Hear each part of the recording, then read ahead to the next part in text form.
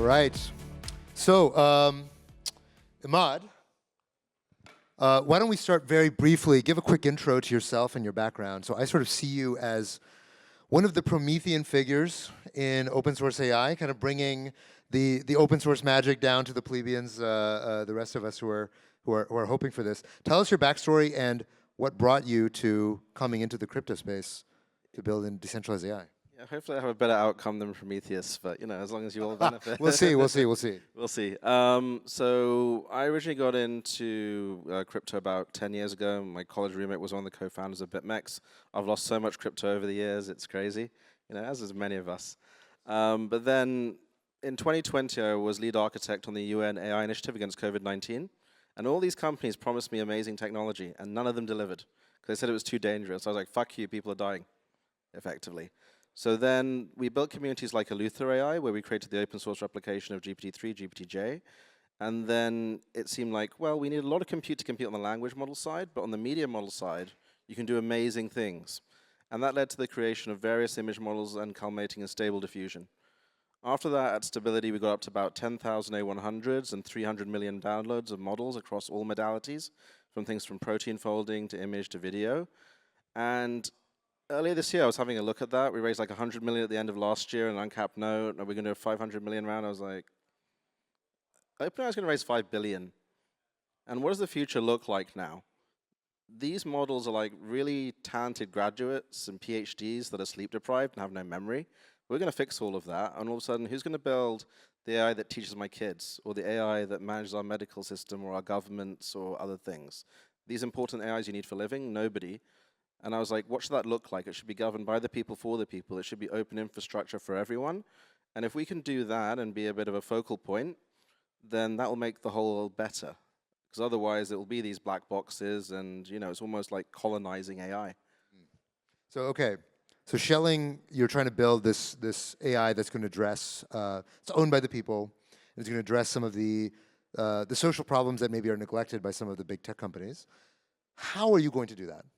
So when I kind of looked at this, the most successful thing in crypto is Bitcoin. And it's provisioned a $1.3 trillion economy and 160 terawatt hours of energy with specialist compute. All the data centers in the world are 350 terawatts. So we've had an example of billions of dollars of infrastructure being incentivized through a mechanism and a currency that's independent and distributed. What I see now is massive displacement happening over the next 5, 10, 20 years with 100 billion AI agents and robots and other things entering. And what does the currency of the future look like? Probably some intelligence-based currency. What does the intelligence of Singapore look like? Supercomputers to run the government and healthcare and more, and that data can never leave Singapore or Malaysia or other countries. So I was like, well, this is what we'll do. We'll offer universal basic intelligence through medical models, healthcare models, financial models, government models. Get supercomputers into all countries with national champions owned by the people, 100%. And then use that intelligence to secure a new type of digital currency for an AI age. And what the rest of the monetary system looks like, I don't know. But again, that's something that's been proven. Like we looked at building L1s and all these other things and full stacks. I was like, there's so many smart people building that. Let's focus on building amazing models and data sets that you can then combine to say, well, I am an Indonesian teaching my kid transparent data, code, modules. This is how I want him to be taught or her to be taught, Because, again, we can't have black boxes running that. And I think that's our place in the ecosystem. And what we saw with Stable Diffusion is so many people are still using 1.5 from 2 years ago. It's almost like, Minecraft, and then you've got mods on top of it. And I think that intelligence is like, again, these graduates, build a good university.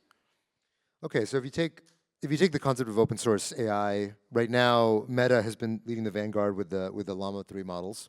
But Meta, we don't know how long Meta is going to stay in the race.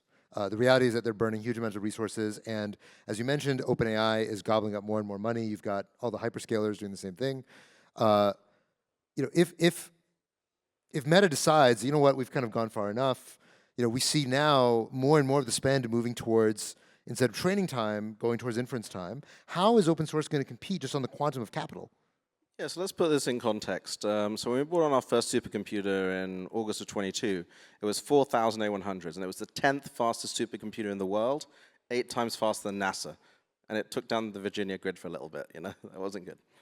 We got up to about 10,000 of these chips. Meta has currently got 325,000 H100s, which is about 1 million of those chips. You know, Elon Musk has just got 300,000 equivalent. This is a massive upswing. The reason that Meta is releasing open source and is that they use 10% of the chips to train the model, so about 30,000 H100s, about 100,000 A100 equivalents. But then, if they have a 10% improvement on price for the remaining chips, it justifies it. And because they want to mess with Google by disintermediating them through the chat. Right. But again, that could stop. But the reality is it's an open weight model, and open weight is great for a whole variety of things. But again, for a particular class of the stuff I say for living, do you trust a meta open weight model for education, healthcare, government, finance? If you ask Llama about Mark Zuckerberg, it says really nice things. If you ask it about Elon Musk... He's gotten really cool lately. Yes, he's got the drip. Okay. If you ask it about Elon Musk, it does not say nice things. That's true. And they're already selling actually space within the latent space of Llama. You know, so like Eraser, Gillette, the best a man can get, you know? This is, again, I think something really important, that there needs to exist open source, open data models. And again, part of it is this pre-compute, pre-compilation, and you're referring to the inference time compute of O1 by OpenAI and this agentic stuff. Yeah. That lends itself ideally to the whole deep-in sector, where utilization's been low because of lack of SLAs, and it's just getting the infrastructure built. But now we can swarm these models. A practical example of that is, again, let's take Stable Diffusion.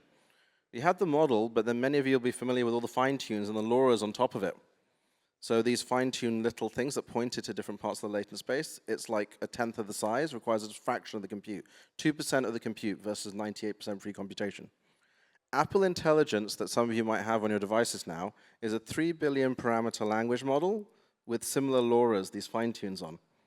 And as we move to inference-based compute, where models can think longer to have better outcomes, and OpenAI has shown that's got scaling law as well, at that point, swarms, thinking about problems, can really make a difference, because this is ultimately what matters.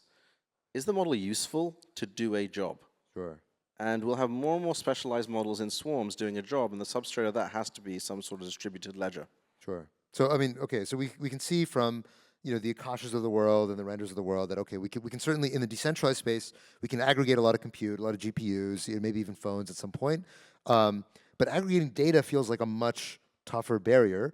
Now, you're describing medical models. Where are we going to be able to aggregate, kidney scans at real scale and do that, as you mentioned, in an open way? So this is really interesting. How much data do you need? Because we built data sets like Lion, Objaverx XL for 3D, Datacomp, the Pile on language. Most of the data is crap, you know, on average. And you've seen things like Microsoft's Phi model, which is 100% synthetically generated, that outperforms, but to be honest, it's kind of boring, doesn't really have a sense of humor, right? The area that we're focusing on Schelling is common knowledge. So all the medical data of the world for a generalized model is available. But then if you want a better model than that, specialized, you look at things like HDR UK in the UK. So again, I led the United Nations AI initiative against COVID-19. I was lead architect there. It's introducing federated learning. It's introducing homomorphic encryption and others, and APIs to access some of this more privatized data. But the real power of this is, for example, we did a model called Checks Agent with Stanford, the best X-ray model for radiology. And that's another reason I was like, so who's going to build this for others? And I was like, nobody. I was like, let's go and build that. You can actually train on the edge.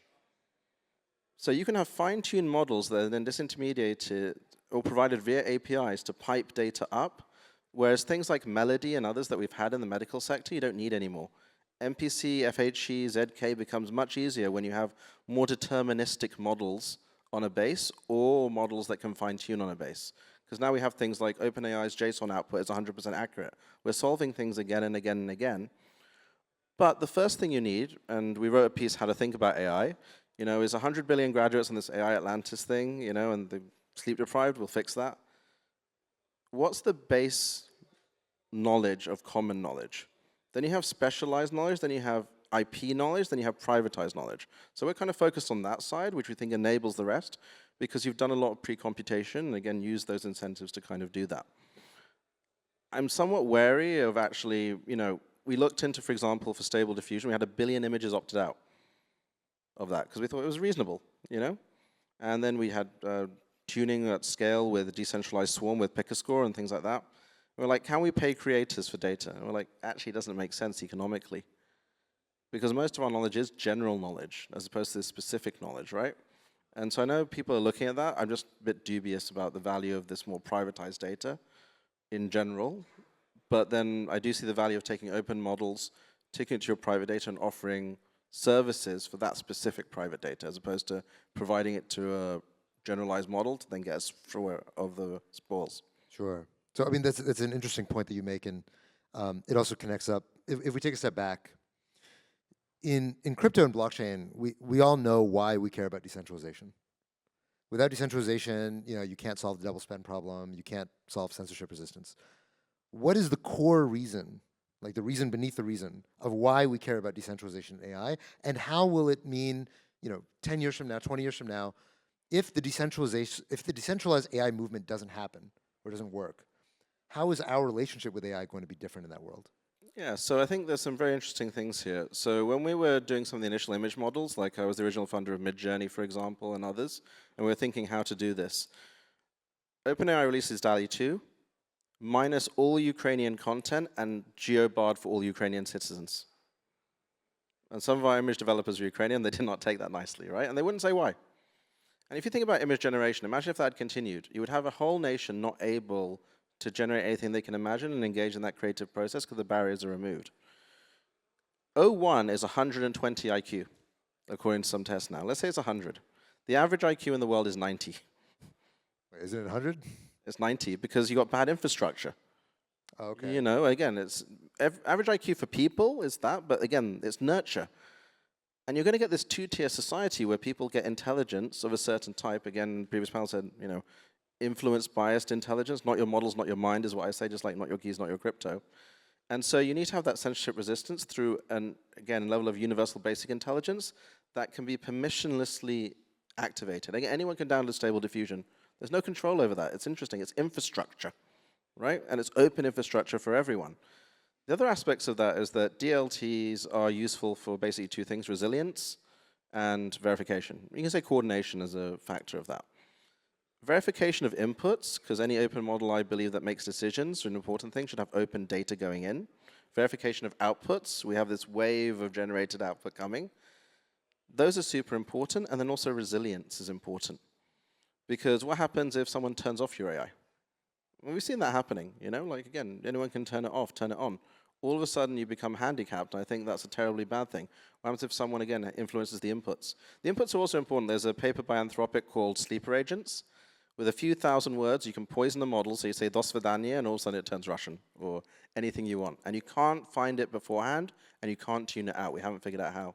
So you think about these trillions of words, it's terribly bad. Sure. So, okay, this connects up to kind of safety, and this is one of the things, of course, the large labs, so OpenAI and Anthropic are very focused on this.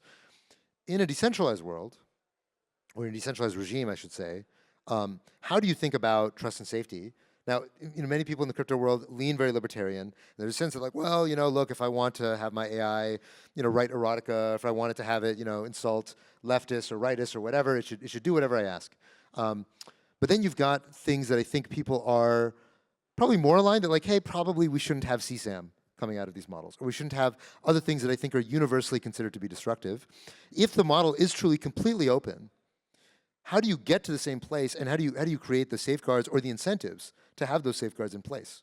I think ultimately society sets the incentives for open infrastructure. This is the cryptography debate from back in the day. What if bad guys use it, right? Open infrastructure, you can defend much more against bad guys versus closed infrastructure, which is much more brittle. Again, Anthropic goes down, what happens? OpenAI goes down, what happens? The real bad guys just downloaded the weights on memory sticks and took them out because they're all hopelessly kind of espionaged. And it's a question of what models are we building? Are we building models for a purpose? Let's educate every child. It's a 2 standard deviation improvement on education outcomes. We're going to build a cancer model that outperforms human doctors on diagnosis, but also empathy. So no one's ever alone again on their cancer journey. Things like that are real-world use cases that don't require AGI, and the models are nearly good enough to get to. AGI is a different thing because you start extrapolating and you're thinking this craziness, and maybe it's a swarm, maybe it's a single model, maybe it's these different things. But even then, it feels that the best way to do it is to increase everyone's average intelligence and do this in the open, especially for decision-making systems. Because again, otherwise we'll just integrate it into our everyday lives, and I think decentralized distributed is safer. The counterexample to that is crypto is full of crap. And it should be an incorruptible system, but it's just rugs everywhere, right? I mean, let's face it. Sure, yes. We all know, again, how much crypto have I lost? Bloody hell. I remember the early days of Dogecoin, that tipping. Yeah, anyway. We finally have the technology for the promise of crypto, which was agency and incorruptibility. And that's incredibly fascinating, because open models working in exchange with the learnings we have from crypto means you can have rug-proof entities. You can have agents with intents doing what you actually want them to do. And you can have every transaction checked. Like, actually, stability was originally meant to be a DAO of DAOs, because we had these communities. We built 500,000 developers. I was like, there's no intelligence in DAOs. And we've all faced that. Now we can have constitutional AIs that check everything. You can't do that centralized. And so again, I think that you see much more power in the decentralized side of things. You still need centralized for expert kind of stuff, but it'll be a more resilient, more robust system that, again, is an inevitability because these models will become open anyway. When we train Stable Diffusion, it costs maybe $5 million of training test time and $1 million of training. In a year, I'll be able to train a Stable Diffusion 1.5 level model for $1,000. I mean, the biggest constraint, of course, is data, right? And that's the thing that I think in the open was probably much harder to get a hold of, especially now that the licensing regime around a lot of this data has evolved. You know, companies have become more sophisticated about the value of these data sets.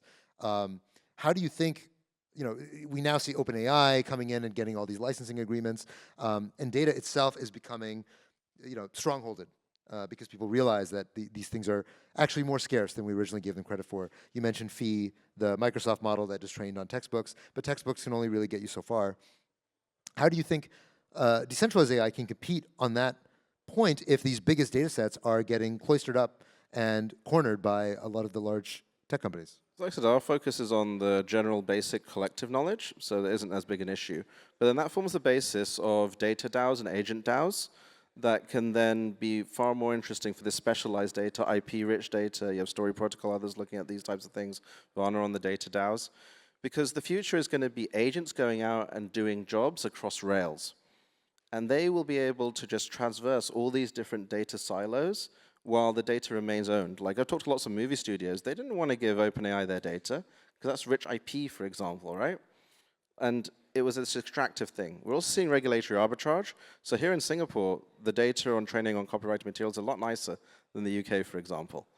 Because they're preparing for a world where robots will be walking around. Are they going to close their eyes when they see Coca-Cola or close their ears when they hear Taylor Swift? Probably not, right?